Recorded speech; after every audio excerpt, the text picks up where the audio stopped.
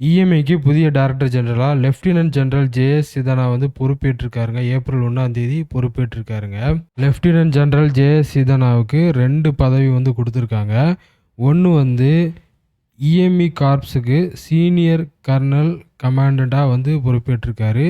அதே மாரி 33வது டிஜிஇஎம்இ-ஆகவும் பொறுப்பேற்றிருக்காருங்க. அது என்ன டிஜிஇஎம்இ அப்படின்னு பார்த்தீங்கன்னா, director general of the department of electronics and mechanical இன்ஜினியர்ஸுங்க.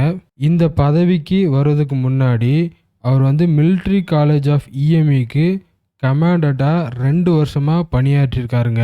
மேலும் அவர் வந்து ஹெட் குவார்ட்டர் சென்ட்ரல் கமாண்ட்ல இஎம்இயோட மாஸ்டர் ஜெனரலாகவும் பதவி வகிச்சிருக்காருங்க.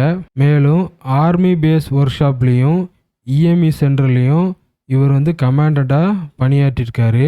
38 வருஷம் அனுபவம் கொண்ட lieutenant general J S. Sidhana national defence academy அப்புறம் இந்தியன் மிலிட்ரி அகாடமியோட முன்னாள் மாணவருங்க. இப்போ வந்து லெப்டினன்ட் ஜெனரல் ஜே.எஸ். சிதானாவோட படிப்பு தகுதியை வந்து நம்ம பார்ப்போம். 1985ல் இஎம்இ கார்ப்ஸில் லெப்டினன்ட் ஜெனரல் ஜே.எஸ். சிதானா தன்னோட பணியை வந்து ஆரம்பிச்சாரு. அவர் வந்து ஓஸ்மானியா யூனிவர்சிட்டியில மாஸ்டர் ஆஃப் மேனேஜ்மெண்ட் ஸ்டடீஸை வந்து முடிச்சிருக்காருங்க. மேலும் இவர் வந்து ஐஐடி கான்பூர்ல எம்டெக்கும் பஞ்சாப் யூனிவர்சிட்டியில எம்ஃபில்லும் முடிச்சிருக்காருங்க.